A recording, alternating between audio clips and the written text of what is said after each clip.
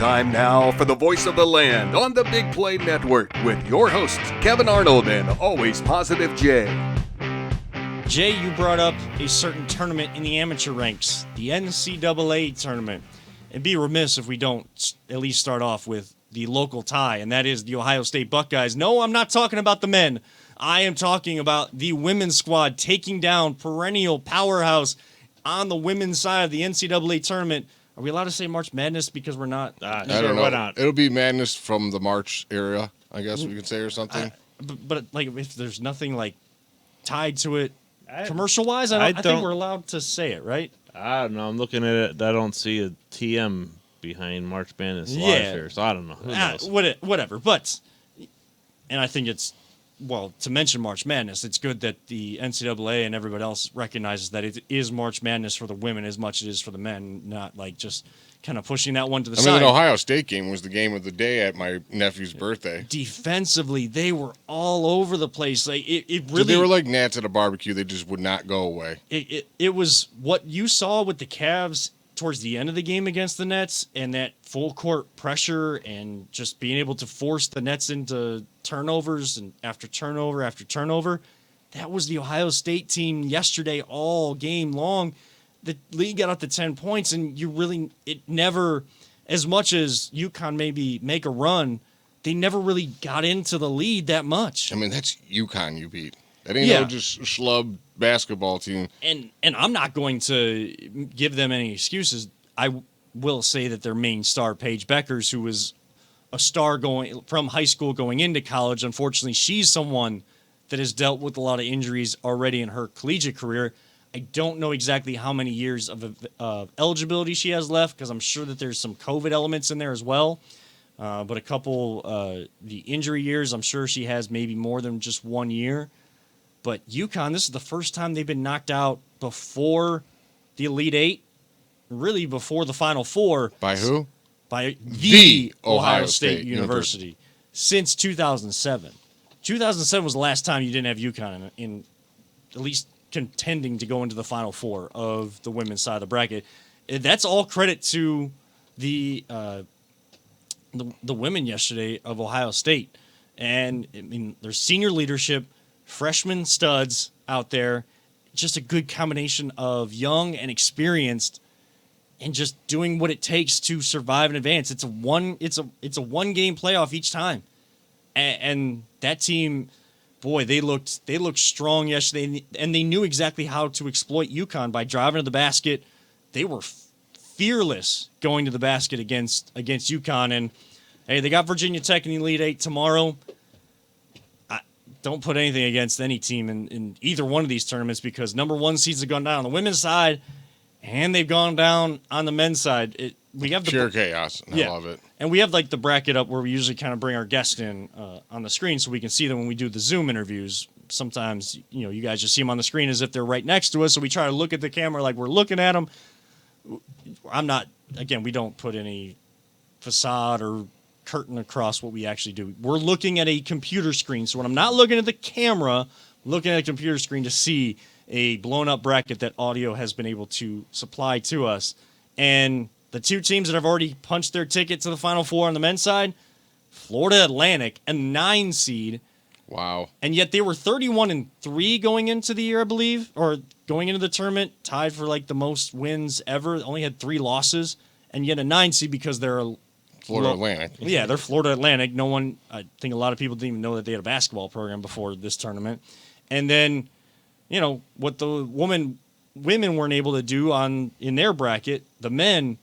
Gonzaga, once again, it's knocked out. And it wasn't even close against Gonzaga. Yeah, but UConn, I was listening to the radio on the way in here. UConn has won by like an average, I think it was like over 22 points a game. UConn's really good. I mean, look, if you look at that bracket, it's 87-63 over Iona in round 1, 70-55 over St. Mary's, so 15 points there. 88-65 against They're Arkansas, just smoking. 23 points, and then 82-54, 28-point victory yesterday. That's got to be one. Poor FAU. They got a powerhouse coming in. That's going to be. Is that who they play each other? Yeah, no, they do not play each other. They would play for the championship game because if they get there. Yeah. So the looks like the East bracket will play whoever I think above them is the Midwest. Is that right? Scroll up here. Yeah. South bracket. So that was where the number 1 overall seed was Alabama. They're out. All 4 number 1 seeds. How about the Big Ten not showing up? Really? Yeah. Purdue. I don't care because I can't stand Purdue. But that team didn't have someone over, 6'5" or 6'6", and they got a 7'4", dude. And Fairleigh you lose, Dickinson. And you lose. Like, dude, how do you lose when no one's that big against a 7-footer like that big who's got skill? Like, all day, that dude, I would be like, guess what? After this game, you're going to be holding up a sign, holding up over 100 points tonight. And I don't know what they did. I didn't watch the game, but how they lost, I'm flabbergasted still. I mean, I've been watching a lot of this because I love this time of year. I love watching. Yeah, I haven't watched any. I'm not going to come on here and fake it and act like I'm a professional. That's okay. We again, don't fake it here. Again, we don't fake anything here. But yeah, 16 seed over Purdue, Fairleigh Dickinson. One of the stories of the tournament with what they were able to do. Princeton making it to the Sweet 16, a 15 seed. And I know that there were Kennesaw State was a big seeded team, a 13 seeded team that's played really well. Furman got the win over Virginia. I mean, Virginia is another one of those teams like Purdue that when it comes time for tournament time, unlike outside of that one championship they won, when they actually paired the offense with the defense. We know that Tony Bennett and the Virginia Cavaliers are going to play defense. That's what they are known for. But the year that they had the offensive firepower to go with it when they would get down in the game and are able to come back offensively and not just utilize their defense to stay ahead of a team, that's the year they won a championship. But most often, they're like Matt Painter and Purdue. They don't really show up when it comes time for March Madness. But now, as we get to the top part of the bracket, we got 2 games today. San Diego State against Creighton, a 5 seed against a 6 seed. To get in the Final Four. To get in the Final Four, the highest seeded team left is number 2 Texas out of the Midwest, going up against the Miami. 2 seed versus a 5 seed. And there's a chance you could have a 5 and a 6 go on today. Yeah. Like nothing lower than a 4 seed could be in the Final Four. That is a real possibility. As much as my bracket just looks like a complete disaster, I've actually kind of enjoyed watching all these top seed teams fall. Oh, I love it. I mean, it was I will say Purdue. Yeah, I don't really care about Purdue, but in basketball, I know that they typically do well. Yes, and so I had them going further, in this, and I was shocked. I wish Ohio State would have run, with it a little bit more, but Ohio State football I love. Ohio State basketball, I don't ever get my hopes up on it. They leave a lot to be desired on the men's side. Yeah, on the men's side. But the women, there was a couple of times the Ohio State basketball team was damn good in championship games. Actually, I mean, when they had to Greg run Oden into and Mike Florida, Conley, who just brought all back their seniors that won the year before. Before Greg Oden's career was derailed by injuries, and I know people call him a number 1 pick bust, just like Sam Bowie when he got picked by Portland. I don't call players that get hurt busts. I don't like doing that. He couldn't stay healthy. He was a big man that he couldn't stay healthy.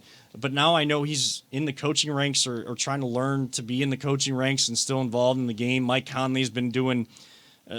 He's been in the NBA forever. He's been a journeyman, but like an impactful journeyman in the NBA, an impactful starting journeyman in the NBA for several teams, especially out west. And the other time we made it to the Final Four, remember we had Scootie Penn and Michael Redd on the team. Oh yeah, that was awesome. Yeah, I love that team. Not to mention even when we had Jared Sullinger and Aaron Kraft and David Lighty for 7 years, I felt like. Yeah. I mean, I feel like we're more of a respectable basketball team than people realize right now. Not so much, but yeah, and you haven't done much over the last couple of years. They made that good run in the Big Ten tournament, but I mean, the Big Ten can't be beating up on themselves that much, and they're going to tout themselves as one of the best conferences, if not the best conference. And I know Tom Izzo, after their game, their loss in the Sweet 16, he was trying to tout them as the Big Ten as the best basketball conference in the country. You can't be having so many of your teams bowing out that early. You got to have teams vying for Elite Eight and Final Four spots. I mean, what do we got here? We're San Diego State. What conference are they in? Which conference is Creighton in? I have no idea. I got think ACC. Creighton's Big East. And then you got ACC with Miami. ACC, Texas Big is 12. Big 12. Big 12 is probably one of the better conferences right now.